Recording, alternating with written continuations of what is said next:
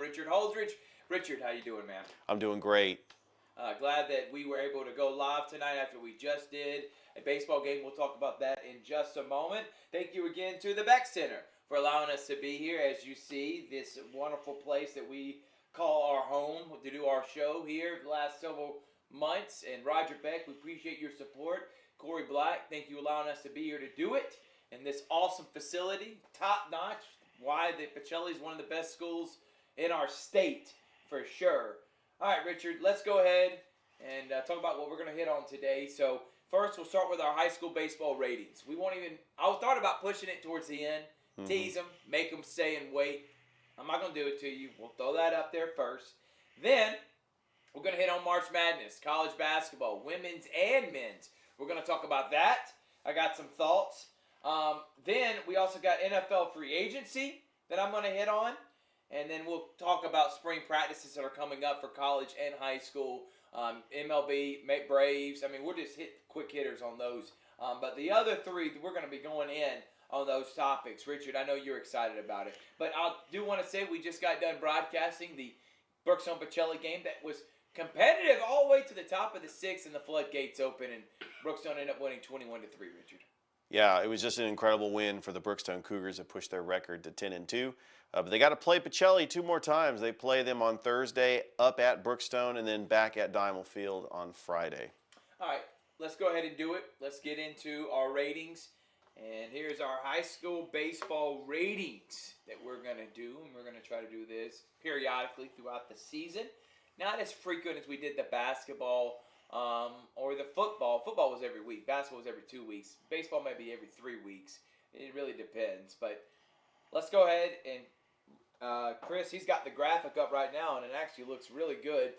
We'll start from 10, going all the way up to 1. Talking to Rick Beach, Harris County got off to a slow start, Richard. They were 1-8. They've come on strong. They did lose today to Northside. But in Coach Joni Dimitri's first season, you got to establish a culture, Richard. You got to be able to get your team in place, the scheme that you want, how the routine, because baseball's a routine sport, to get you ready for this season. And they've struggled here, but I still think they're competitive, and I still think in the region they're in, they can still make the playoffs this year. They come in at number 10. I think that their record does not reflect the type of team that Harris County is. They have played a tough schedule, including 7A Colquitt County. They have taken on 7A Carrollton. They have lost to Brookstone, and we know how good Brookstone is. They've taken on a very good Schley County team that could be a state title contender in Class 1A Division II. East Coweta, they got a win over East Coweta. They are a 7A school. And they did lose to Northside earlier today, 5-1 at Northside, but they will play them 2 more times. And this is a big region game for both teams. Huge, and we'll actually be there for that tomorrow. Toygar Isla and Rick Beach will be on the call at Northside, and then the Harris County one will be on Northside at Harris County on Thursday. It's the only time these two teams are going to face, Richard, and they do their 3-game set right here in the middle of the season. Coming in at number 9, how about the Jordan Red Jackets? How about them? When we had them on in Media Day, Richard, I thought that they were going to be competitive.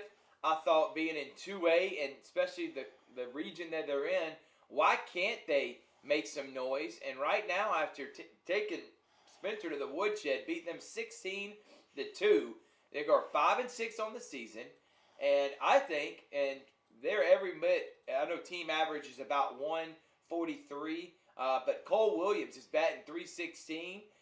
He's got an OBP, on base percentage, 649. I think this team can definitely make the playoffs this year, and they're going to continue, getting better each and every week. Remember, this team did make the playoffs last season. Coach Lane coming in and just establishing a culture for the Jordan Red Jackets, who've had a tradition in history of winning. They've won a state title before in the 1970s, but, just building that culture.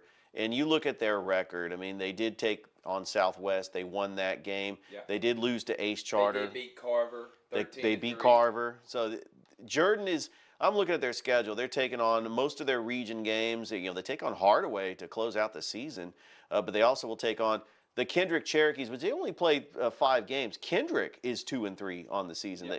And so their region is tough because you have 8 teams in their region and only 4 make the playoffs. All right, so coming in at number 8 is the Northside Patriots, led by Coach Sparks. No, not Jay Sparks, his Yeah. brother. His brother, of course. And of course, his brother is last year had a really good season with Northside, made it to the second round. This year, though, they lost to at LaGrange. Remember, that's a top team in 3A. Opelika 4A. Opelika 4-1.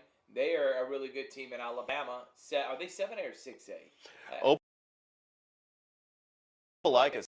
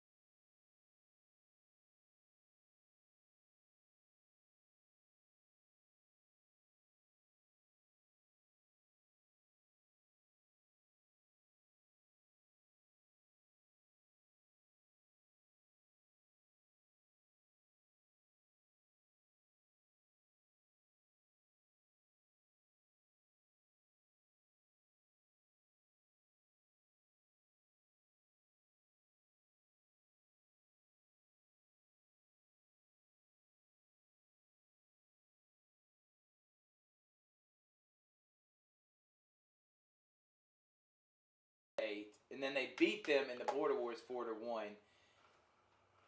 You really could have Brookstone number 3. Honestly, you could. They're 1-1. They got a better record.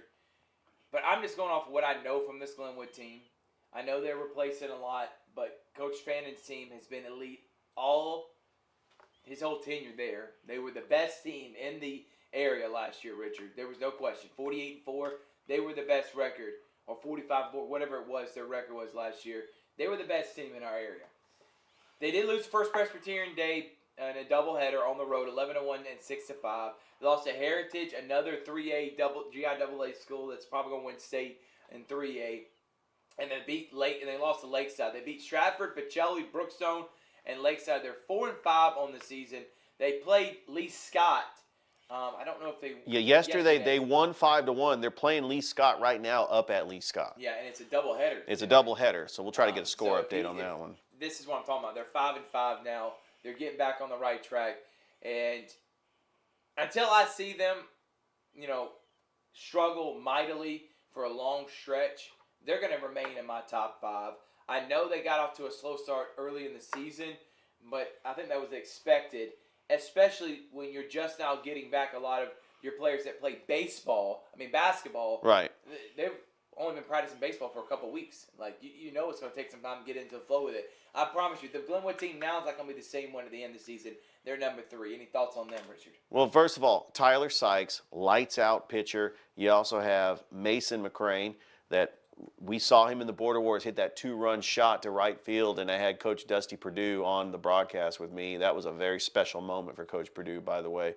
And this Glenwood team is, even though they lost a lot of players from their state championship team last year, players like Jackson Milam, Jacob Page, but they still have Levi Pender. I mean, they still have Tyler Sykes. I mean, they've got just an outstanding team. And Glenwood is going to be fine. They're going to play a tough schedule. We know that Coach Fanning is going to get them ready and compete in the AISA, and be interested to see how they're doing right now against Lee Scott as they do they're facing them in a doubleheader right now. And actually, that game should be still going on as we speak. But yeah, I should reach out to Matthew White. He's actually calling the game on Mixer. There you go. Love my guy Matthew. All right, top 2. Number 2, Central, the number 1 team in the state of Alabama. Doesn't matter the classification. Doesn't matter. They have taken care of business against everyone they have faced this year. Their only loss of the season, Richard, I just had that on the top of my head. I'm going to have to sit here and look it up. But Coach Kehoe's team. Oh, it was to Mill Creek. Yeah, okay. And we know how good Mill Creek is in the state of Georgia. Like, come on. They are. And he's also playing one of the toughest schedules. They're 12-1. They're dominating teams. We get to see them tomorrow against a good Columbus team. But we're excited about Central and Columbus tomorrow. 5:30. Excuse me. Is it? Yeah. It is 5:30. 5:30 tomorrow on Georgia Alabama Sports Live. Central coming in at number 2. They lost the state last year. Won the state the previous year. Coach Kehoe, guys. I mean, he's turned into a powerhouse, man. He was another longtime assistant under Bobby Howard. And he has just turned Central after he took over the program, after Bobby Howard was there for, I think, 1 season. Richard, what's your thoughts on them? Well, the Central Red Devils, they're picking up where they left off. I mean, making it to the state championship last year, winning it the year before. And really, Coach A.J. Kehoe, he's got a great staff. I mean, a familiar face on his staff, Johnny Eaton, the Chattahoochee Monsters manager. And, Central has had some great players that went on to play for the Monsters, and then they're not skipping a beat here. And I think the Central, still got a tough schedule. You still got Auburn, you still got Opelika and Smith Station in their region, but there's really no margin for error in this region, but Central should be fine. Yeah, not fine. They're the second best team in our area, Richard. I think they're loaded. Well, you got to remember, in that region, one of those teams is not going to make the playoffs. Auburn, Central, or Smith Station. And Smith Station made it to the Final Four last year, Richard. That's absolutely incredible. I mean, only in Alabama do they have that region where, only 2 make the playoffs. They beat at LaGrange. They beat Buford. They beat at Northside. They beat Gadsden City. Blew them out. Tuscaloosa County, Mosley. Bobby Howard, by the way, is coaching at Mosley. Yeah, in Florida. He played Mosley out of Florida. That's pretty cool. And then they got Columbus High coming up. They still, like you said, they got to play at Opelika, got Auburn, Smith Station, LaGrange at home. So we'll still a lot to determine for Central, but they're looking like every bit of team that's going to win state. And the number one team in our rankings is the Calvary Christian Knights. Steve Smith took over this program back in 2014, and Calvary Christian baseball was not in a good place. They were not a team that was known, or a program that was known for winning. They were just competitive, and they got to the point where they weren't even competitive anymore. Right. He has turned them in not only being competitive, to not only dominating gaps, to now he's dominating the area he lives in, to now dominating the state. He is ranked, according to Max Preps, the number 4 team out of all 7A classifications, out of all the GIAA schools, out of all the GAP schools. Calvary's the number 4 ranked team in the state, according to Max Preps. That's the reason why they're number 1, because Central's the number 1 team in their state, but Georgia's got more teams. And when it comes to baseball, if you look at strength and the way Max Preps, they do strength of schedule, strength of how talented your team is, stats, your wins, your record. They put a lot into that. Calvary was at 10, I think, 9.8, 10, and Central was at like 8.2, which was good, but Central's got a bigger strength. They're ranked in number 4 as a private school, and I'm really surprised they got beat by Pacelli 14-6 the way they did, because they have been lights out since then. You saw them against Carver. Bailey Thorne is probably one of the best players in the Southeast. Looking forward to seeing where he's going to go. Yeah, he could probably get drafted by a major league team. I mean, he's probably going to go to college, but if you look at the 2024 MLB projected picks, you look at all the high school players. I mean, we talk about Colin Houck last year from Parkview getting drafted by a Major League Baseball team. Bailey Thorne is one of the top players in the state of Georgia when it comes to baseball.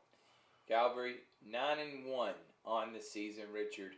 They they just beat Carver. They got coming up Lafayette Christian, then at Troup County. Wow, that's gonna be a big one. And then they St. play Pacelli. They play LaGrange. IMG Academy.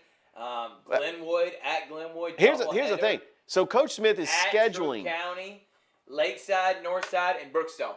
Yeah, he's scheduling IMG Academy. He's trying to prove if he goes through this and wins all these games, or only loses like 2, and takes care of business against all the Columbus schools, I wish he just got to play Central. We're going to want that. Yeah, we got to have that now. We're going to want that. Here is our top 10 high school baseball ratings for the first time this season. Presented by Glenn Smith Chevrolet and GMC. Get ready to smile. We're going to take a break. We'll be right back. See why we say get ready to smile when you go to Glenn Smith Chevrolet and GMC. And you don't want to miss what I got coming up next. It's March Madness, NFL free agency. And I got a special announcement about a big-time show coming up here in 2 weeks. Stay tuned. Georgia Alabama Sports Live Show will be back after this. It's truck season at Glenn Smith Chevrolet in Opelika. Check out the powerful, full-size, and fully loaded Chevrolet Silverado LTZ. Discounted up to $11,000 off. Or the roomy midsize 3-row SUV, the Chevy Traverse. Discounted up to $7,750 off. And the perfect size Chevy Equinox up to $7,750 off. No payments until summertime. Over 350 new and used vehicles on the lot or on the way. Get ready to smile.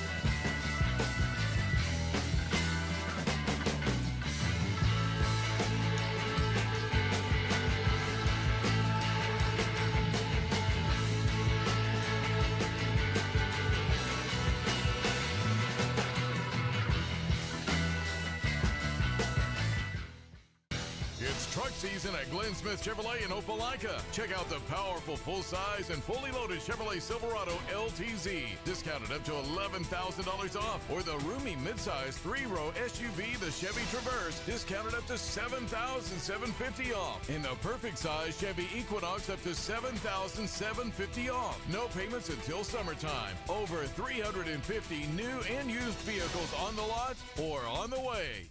Get ready to smile.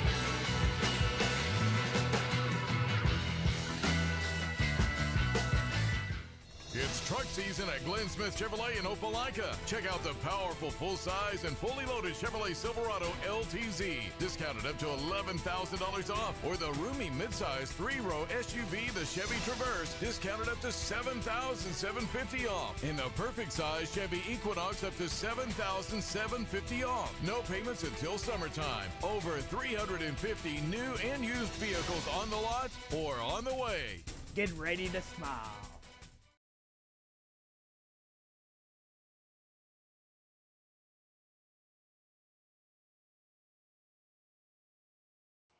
Welcome back, everyone. Time for March Madness, man. This is my favorite time of year. I don't like the long season of college basketball, but to be honest with you, I've enjoyed watching college basketball regular season than I do the NBA. And I know college basketball game it's not up to par offensively that you see in the NBA's game, and sometimes I think that's a good thing because they still play defense and care. NIL's changed that a little bit, and it's unless we get a hold on that, which I don't want to make this show about that right now. Right. Eventually, I'm going to go on my whole thing about the NIL and hopefully making a change. I didn't want to spend time on negativity right now because obviously where college sports is heading is not in a good direction, and something's got to change. You saw Nick Saban. He was in Washington, D.C., by the way, with a committee with Ted Cruz. There was a few others that they formed this committee to try to fix. I love when they do that. A committee to then pick a committee that needs a committee that then picks the committee that is the committee of the committee that then gets to pick the team, decide how the NIL goes. That's the government for you, and you're asking the government that makes a lot of mistakes, has a lot of people want their hands in, to then fix an organization. The NCAA has the same thing. It just seems like nothing's ever going to get fixed in that point. We need a commissioner, and I just said I'm not going to go off. I just did. Let's move on. March Madness is a time I love, man. I really do. Chris, and honestly, we're going to start doing this too. Producer segment. I do want to bring on Chris real quick. Chris, if you don't mind, go ahead. You don't have to walk up here. You can just get on your mic. And while he's getting that set up. Do you love March Madness? I absolutely love March Madness. I actually like this week better than the tournament itself because you like conference tournament. I love conference tournament play. Lead up. I like the lead up.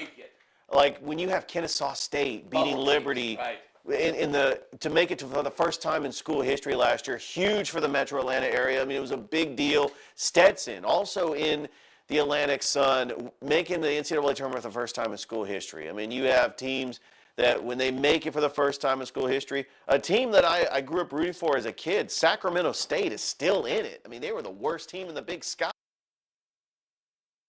Any team can make it, and that's what's great about conference tournaments. Of course, when you have a losing record, you're going to end up being a number 16 seed, but you still... I've seen worse happen, man. I've seen teams with losing records make the tournament because they got hot at the right time. And how about Fairleigh Dickinson, FDU beating Purdue as a number 16 seed, and then Baltimore, Maryland, sure. But that's NCAA tournament. I know you're talking when about you get to the NCAA tournament, yes. Chris, you love March Madness? Is that your favorite? Because I know you don't really keep up with college basketball, do you, until March Madness? I'm not going to lie to you. I am not as young as I used to be. So, no, I don't watch every single college game where the season starts. But no, when it comes to March Madness, that's like it's just like a part of a ritual that you just do, and I love it because it's not just the Cinderella stories, but it's the one. I think it's the time when you really see these teams really come out and they compete on such a level. Right. Because it's really Yeah. hard throughout the regular season, not to say that you're not going to play your fullest, but knowing that, hey, if I can get to this tournament and we can stay healthy, you can make any sort of run. And we've seen it over the years with teams that you never thought. I mean, what was the deal that Loyola Chicago. in Chicago, or a few years Sister before that, Jean. Sister Jean, or even before Auburn, right when they got hot, when they got to that final, when they got to the Final Four, we all thought like, this is the team that can go, they can make it all the way. That's what makes it so great because you really see the fans, you really see the players, they really come out and they add to it. So it's an fantastic. event. It's It an is. event. It's what it is, Chris. It's an event. And guys, you're going to hear more of our producer, Chris, throughout the time. Right now, we're doing Theater of the Mind. We're not going to bring him on camera yet. We want to keep you wondering out there as you're just going to hear the voice. But that's our guy, Chris Gates. He's he makes the show go, man. He is an awesome producer. And we're excited about March Madness. So, Chris, if you don't mind, go ahead and start. Let's start SEC Conference Tournament and throw that graphic up there for me. So, looking at the SEC Tournament, you got tomorrow is the first round. You got Vanderbilt and Arkansas playing the 12-13. The winner plays South Carolina in the second round. And then you got Georgia, Missouri. Now, I want to say this about Georgia. Two teams that are playing in the first round that I'm very disappointed in. Georgia, because I honestly thought that they were maybe be an NCAA tournament team. They're not even going to be an NIT team. And Arkansas. But I'm okay with Arkansas sucking because I don't like Eric Musselman. I think when he took his shirt off a couple years ago when they beat Auburn, I was like, my God, man. Like, come on. You got to be better than that. But Georgia, been a disappointment. They're obviously going to have to win the conference tournament championship to make the NCAA tournament. Same with Arkansas. And really don't care about touching on those games. But looking at the conference tournament, who are some of the teams in your mind? If I say Richard, right now, who are the teams that you think could win the SEC conference tournament? Well, right now, I think if Tennessee, which I think that Tennessee is capable because they are a number one seed, if they win the SEC tournament, they are projected to be a number one seed. And that's mainly because Arizona lost to USC. But I think Kentucky has always had a strong run and they get it together in the SEC tournament. How about Auburn and Alabama? I think that Auburn and Alabama are projected to be number 4 seeds. They can make a run. I'm not sold on South Carolina. I think that South Carolina does have a lot of flaws. I think that they're I think a dark horse that can win the SEC tournament is Florida because they're peaking at the right time. I mean, they started rattling off wins, and they're projected to be a number 7 team. But some of these bubble teams, like right now, the first 4 out, they got Texas A&M as one of the first 4 out. A&M's going to have to beat Ole Miss. That's what Yeah. Lenardi said. If they beat Ole Miss, they'll be in. We'll talk about that in a moment. Don't pull up bracketology yet. I just want to say to the teams that are winning right, that could win it all. Obviously, Dalton Nett is the SC Player of the Year. He just won it. He put up 40 against Auburn. The guy's phenomenal. Tennessee would be a number 1 seed right now if they had just lost to Kentucky on the road. And that's where I want to say, I think Kentucky is the team to look out for in this SEC tournament. They have turned the stride ever since having that mid-season lull. And again, they got a lot of freshmen. Rob Dillingham as 6th Man of the Year. Reed Shepard. DJ freshman, Wagner. and DJ Wagner, who's an excellent player. They got a mixture of transfers in as well. Calipari's team, 23-8. They're looking like they're going to be a 3 or 4 seed heading into especially if they win the conference tournament. They could be maybe even high as a 2 seed because the committee loves Kentucky. I'll tell you that. Not really ready to buy in on Alabama. I know Mark Sears put up 21 a game for them. Grant Nelson's a great player. And obviously, Coach Oates won it all last year, and his Alabama team went all the way to be the number 1 overall seed. I think they could lose to Florida, to be honest with you. And Florida's, I think, a really good basketball team. I don't know how they lost to. Was it Arkansas this past Saturday? Come on, in overtime, albeit. And I'm going to add another team, and I don't want to sound like a homer. I think Auburn could win it all this year in the conference tournament. If you look in the past couple of seasons, since Bruce Pearl, he's going to make the NCAA tournament this year. This will be number 5 which is really impressive what he's turned Auburn into, because they were a laughing stock under Tony Barbie. I mean, there was one point, if you were an Auburn fan, just winning and getting over 500 was a win in that season. Now you're talking about not only winning, but maybe even contending for a national championship. Not in any Auburn fan wildest dreams. So Bruce has done a great job. But there's only been one season that he's had when his team is really good. When his team is good. In these last 7 seasons, he's made 5 NCAA tournaments. There's only been one season in which he's won a game in the conference tournament.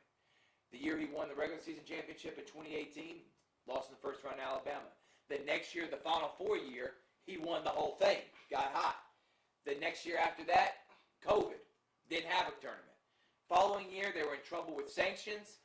The year with Jabari Smith, came in as a number 1 seed, lost in the conference tournament first round. Last year, lost in the second round to Arkansas. If Auburn wins, I think that's a good sign for the NCAA tournament. I think they're playing really good. Jalen Williams coming back from injury. A team that has Aiden Holloway and Trey Donaldson hitting shots. Donovan Denver Jones. The inside presence, I think Auburn's got the best post players in the SEC. It's their guard play that is wishy-washy sometimes. I would put them in. I'm going to ask you this question. I'm going to first answer it, then I'm going to ask you it. A team outside of the top 4 seeds that could win it all this year, win the conference tournament. 2 of them in my mind.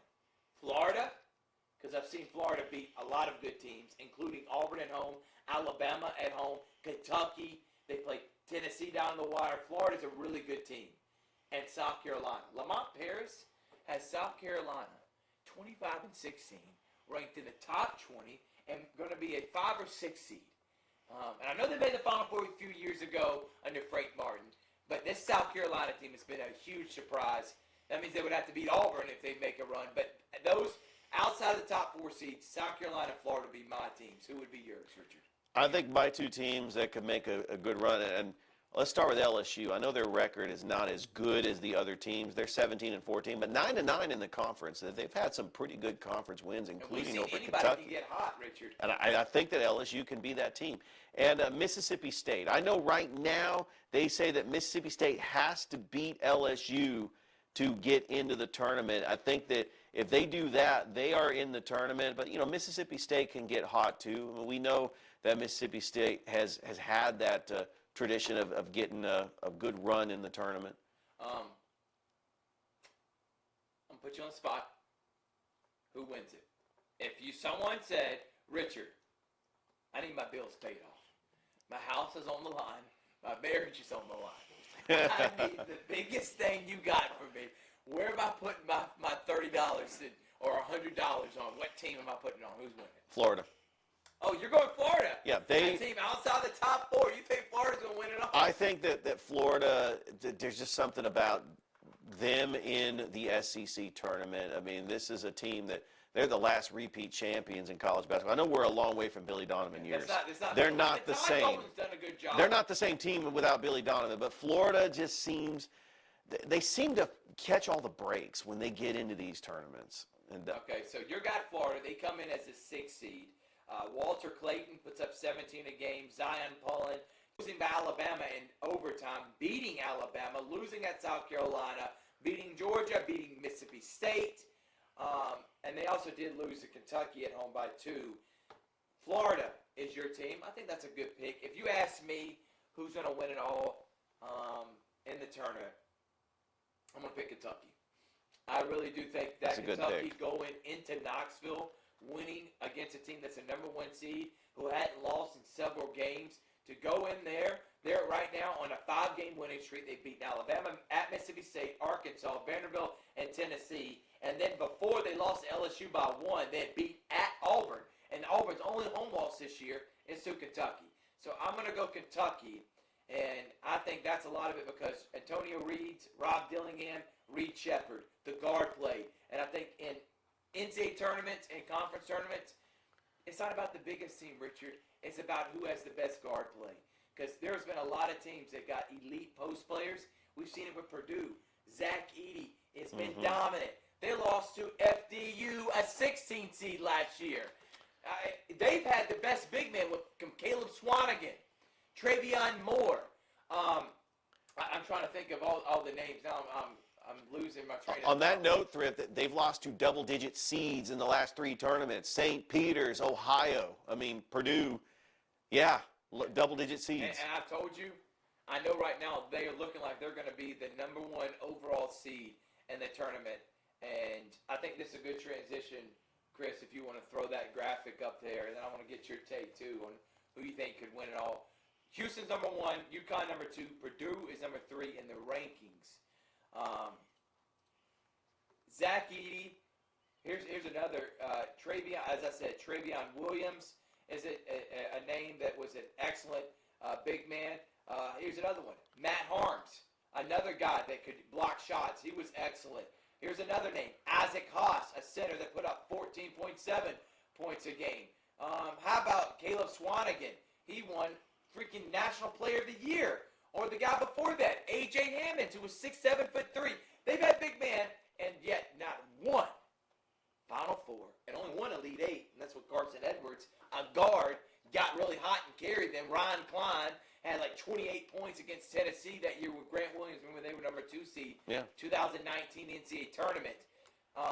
It's about guard play. If you want to win it all, you better have good guards.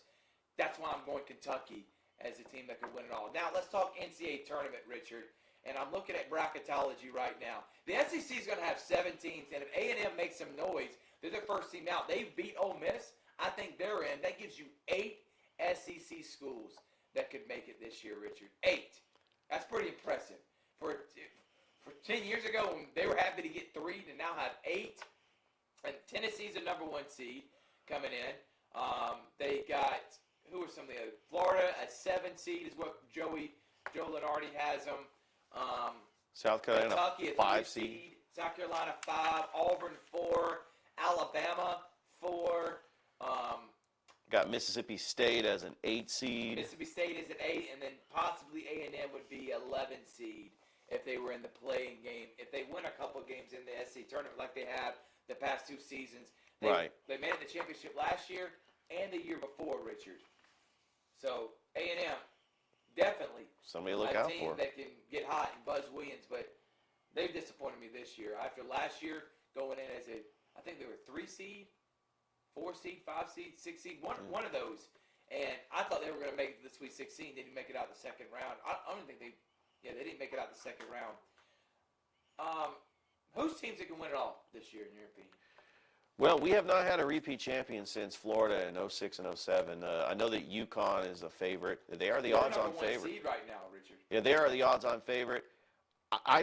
It is really hard to tell. I really like this Houston team making that transition from the AAC to the Big 12. And I'm very disappointed with Kansas. I can't believe they're projected as a number 4 seed. But the team that could win it all, if you look, remember, last year, the Final Four representatives were no higher than a number 5 seed. Yeah. I mean, that was incredible. We had a number 9 seed. We had UConn was a 5 seed. Miami was a 5 seed. And then you also have Florida Atlantic that was a 9 seed. I think San Diego State was a 5. And then San Diego State was a 5 because they upset Alabama in the Sweet 16. So you could take chalk and take a number 1 seed.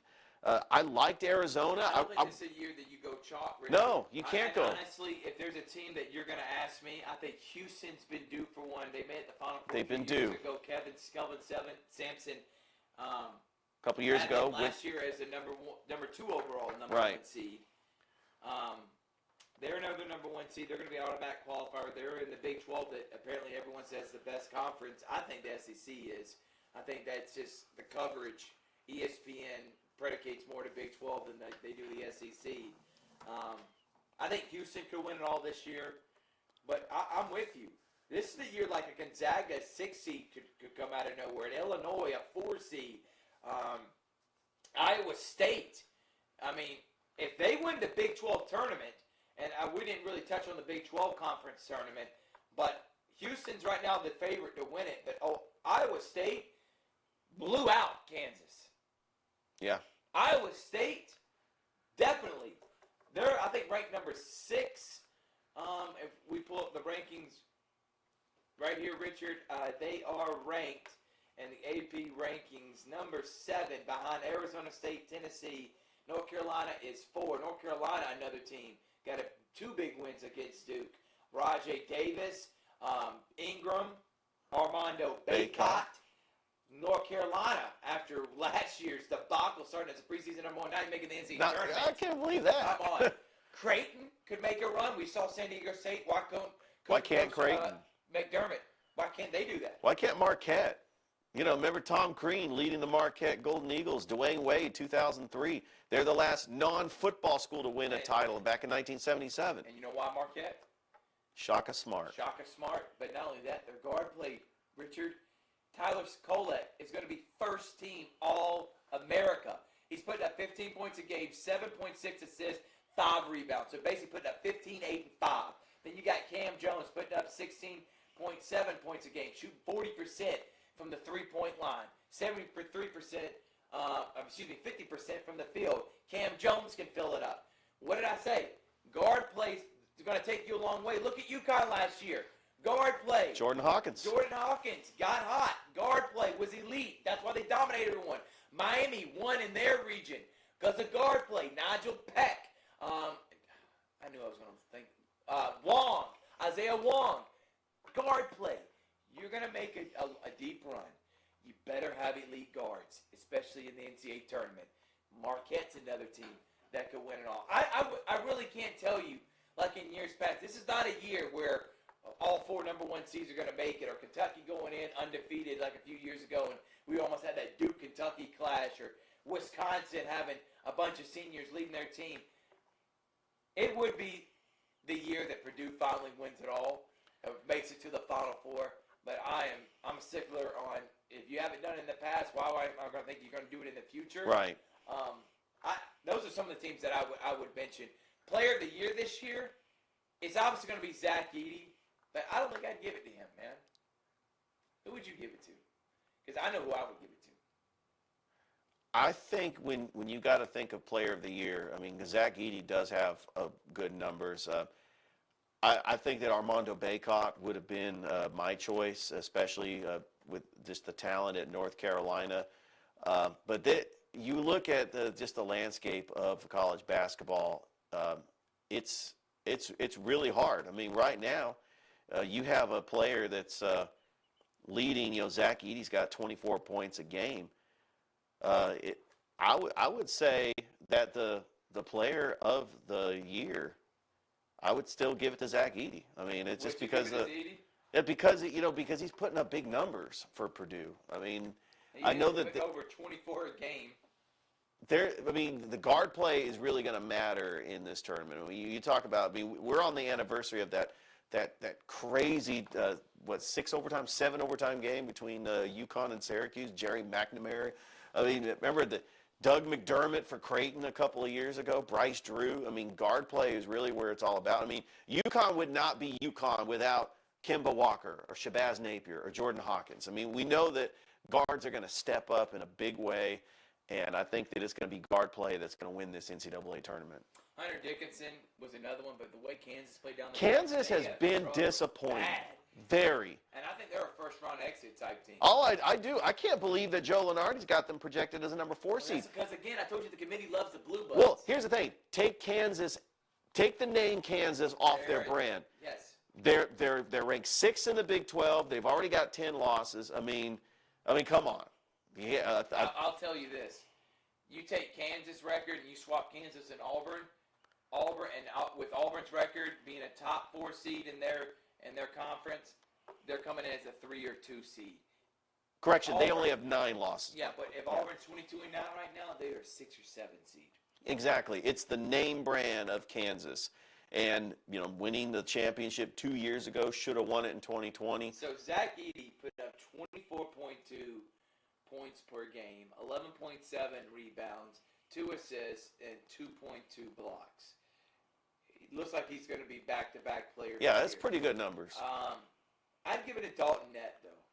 I thought what he's done with Tennessee, and honestly, if he'd have beat Kentucky and then win the conference tournament, I think he would have had a lot of momentum, especially scoring 40 against Auburn, a lot against Alabama. I think he would be the favorite to win it all this year. But honestly, it determines on who's going to have a good conference tournament.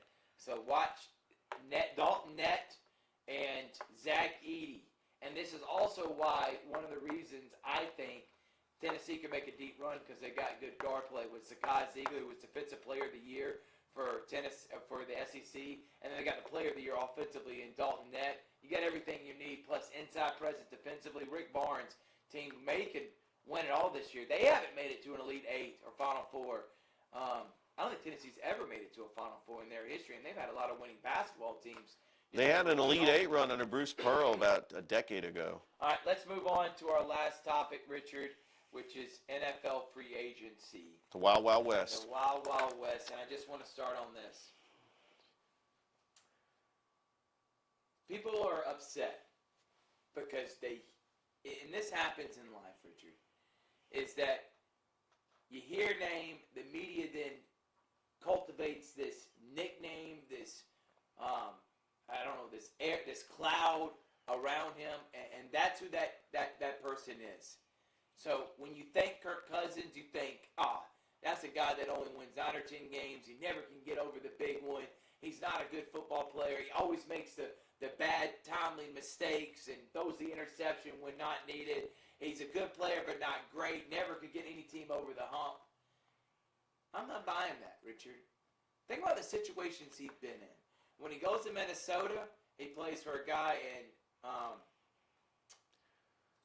Mike Zimmer. Yeah, Zimmer. Yeah, Mike Zimmer. I was about to say Mike Singletary. And Mike Zimmer, and then goes to now, not Stefanski. Kevin McConnell. Yeah, O'Donnell. Oh, yeah. Yeah, O'Donnell. And, talent was there, obviously, Justin Jefferson. But I think Minnesota, they peaked. They peaked under Kirk Cousins. I think that's as far as they could have gone, whoever was at quarterback for that Minnesota team, was what I'm saying. He had several seasons where he threw 35 touchdowns, over 30 touchdowns. He didn't get hurt last year.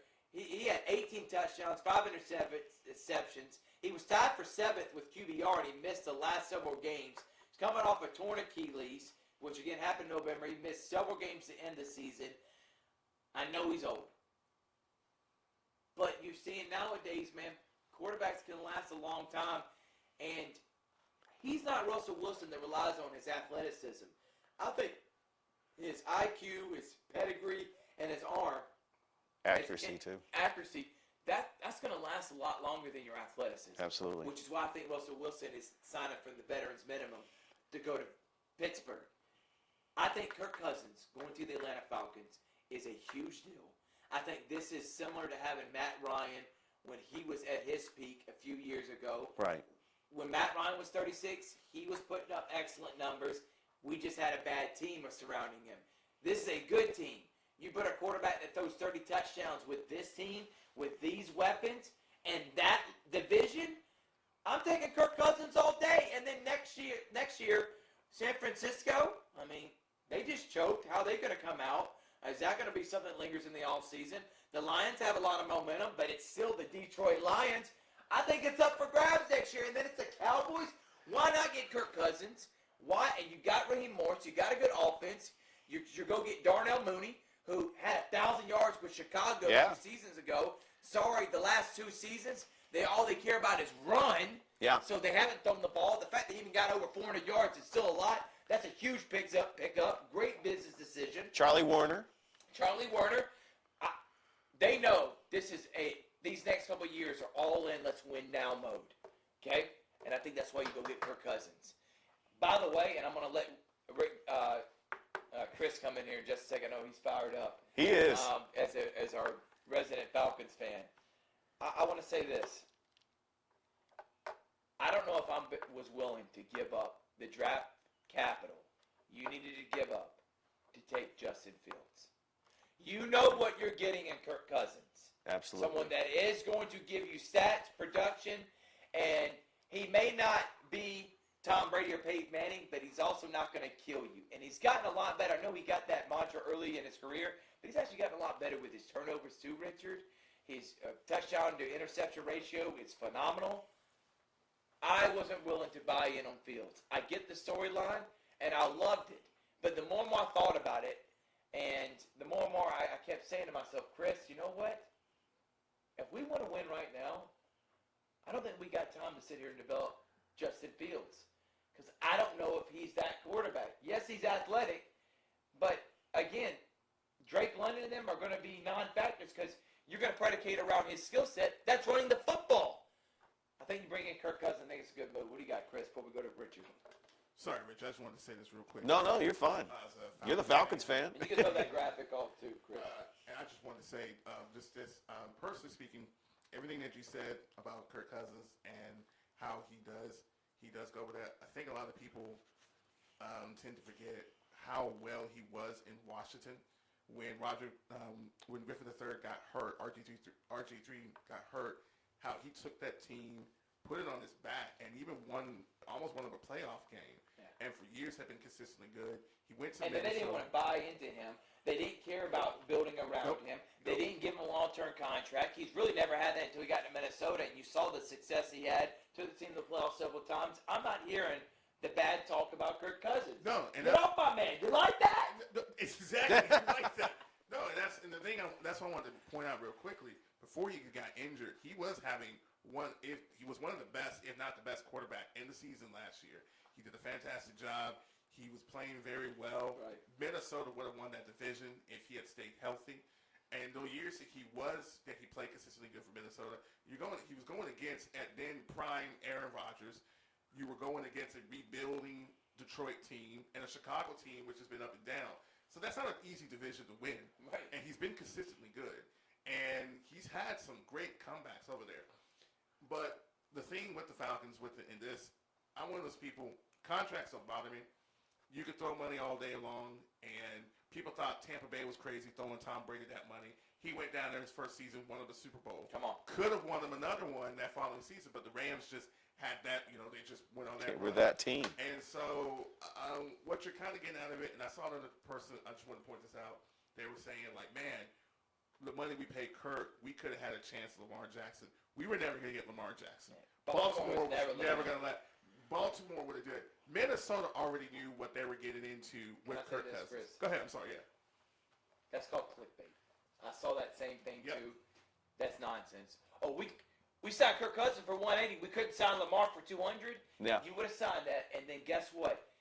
Baltimore would have had a chance to match, and there's no way they're letting him go. It's There's not no way. happening. It's So not and happening. you would have had to still trade for him to get him. He was not a free agent yet. There was no way they would let him go.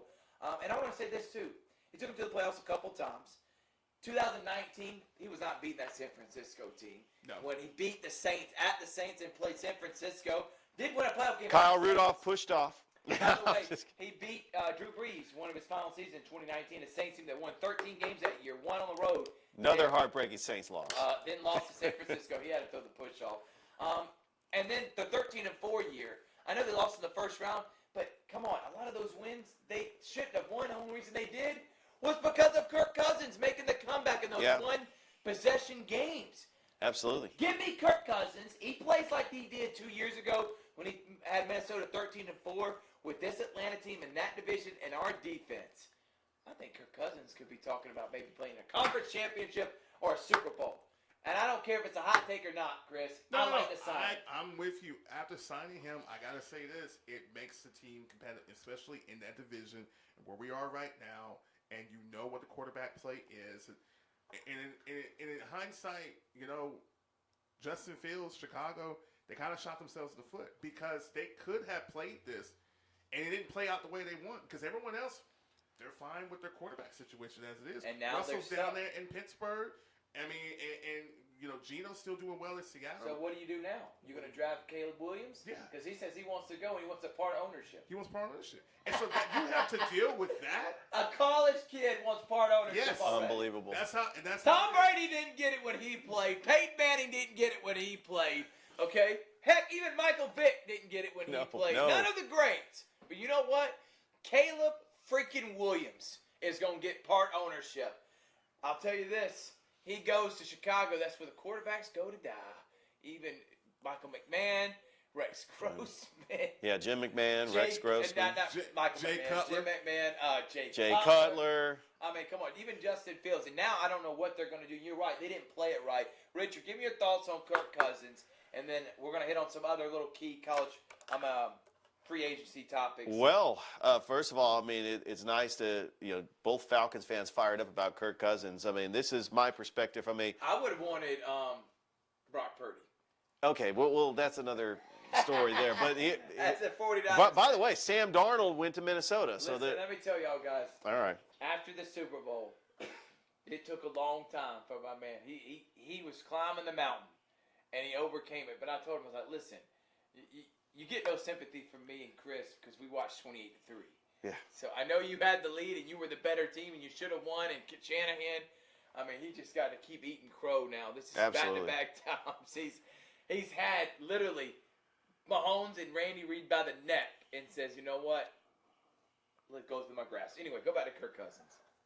No, I can understand that some of the fan base, is divided on Kirk Cousins. They wanted Justin Fields because he is the more dynamic, electric player that is homegrown from Atlanta, played high school ball at Kennesaw. But you got to remember that Kirk Cousins, with his quarterback accuracy, his decision-making, and he's a grown-up in the building. This is clearly an upgrade from Desmond Ridder, who cost you games last year. The Falcons lost at least 6 games because of Desmond Ridder. And I don't think people understand that, Richard.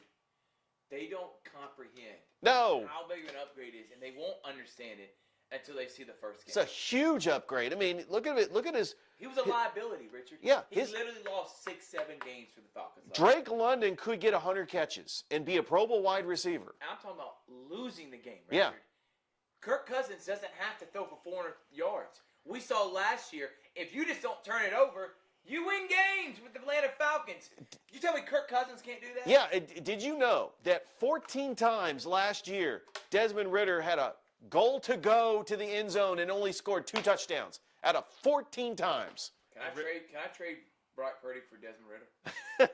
I don't even know if Desmond Ridder is going to have a job next year as a backup. Hey, Rich, I just want to add to this point. As Raheem Morris has said at the most recent press conference, when they asked him about how important quarterback play is, he's like, if Atlanta had a good quarterback last year, I wouldn't be standing here right now. Yeah. And so that just goes to show you like how important the quarterback play is, because it did cost Arthur Smith his job. Granted, I don't he think did it to himself. Yeah. He did it to himself. Oh yeah, he did. But you bring it back to the point how important we watched those games, and it was just like I don't want to pile on Ridder because I want to give him the fair shot, the chance he did. Yeah. I'm one of those people like, hey, that's why I was like, kudos to the New York Giants. They gave Daniel Jones all the time they could, and then they gave him that contract, and everyone's just like, you just quarterback play. If you don't have it, this. And you know early if you have it or if you don't. All right, let's hit on some other. Thank you, Chris. As like you said, we're gonna get your producer segment with Chrissy. Oh, he's fired up. What is it? What is Josh Pate, producer Jesse? Director Colin, producer Jesse. Yeah, so I'm not gonna call them producers because then I'm taking Josh's stuff, but I am gonna. Yeah. That's Chrissy P, the producer. How about that? There you go. Chrissy P for producer. Chrissy P. That's what we're gonna call him. Our segment with Chrissy P. When you start hearing that voice, he's coming in fired up, especially for his Atlanta Falcons. All right. Some other key things. I think Wilson going to the Steelers. That's a good have move. Organization buying to him. I think that's a good move. Again, upgrade over small hands Pickett and God, I don't even know how Mitch Trubisky. The Chicago Bears. Kenny drafted him. Pickett, yeah, Mitchell Trubisky. And Caleb Williams wants to go there and have Oh some my ownership goodness. for a group and an organization that drafted Mitch Trubisky over Patrick Mahomes. And then one move I do want to talk about. I mean, you guys are Marvel fans, right? You remember when Thanos got his 6th Infinity Stone? I think that's the Baltimore Ravens getting Derrick Henry. Yeah, but the Baltimore Ravens lost also Patrick Queen. He went to They the also Steelers, lost yeah. A lot of defense. I do think you put Henry in the same backfield if he stays and plays the way he did last year, and at least gives him 1 or 2 seasons of That is the unbelievable. way Derrick Henry plays. That running game goes from the best in the NFL to maybe one of the best of all time. So we'll see. I'm interested. And hopefully they re-sign Beckham and they bring back their offense. I think that's a great move. I think Saquon Barkley going to the Eagles is a big-time move, too. Huge. I mean, they already got, I think DeAndre Swift's now on the Bears. But, you've got Jalen Hurts, A.J. Brown, Devonta Smith. Look, they lose leadership from Jason Kelsey. He retired. You lose leadership on defense with Fletcher Cox. This is a make-or-break year for Nick Sirianni. You got a new defensive coordinator, Vic Fangio, new offensive coordinator, Kellen Moore. If Nick Sirianni does not make a Super Bowl run, he's out. And that's crazy to think. Yeah. He turned it around. Well, look at the meltdown last year from the Eagles. All right. 10-1 to losing to the Buccaneers. Put it on me.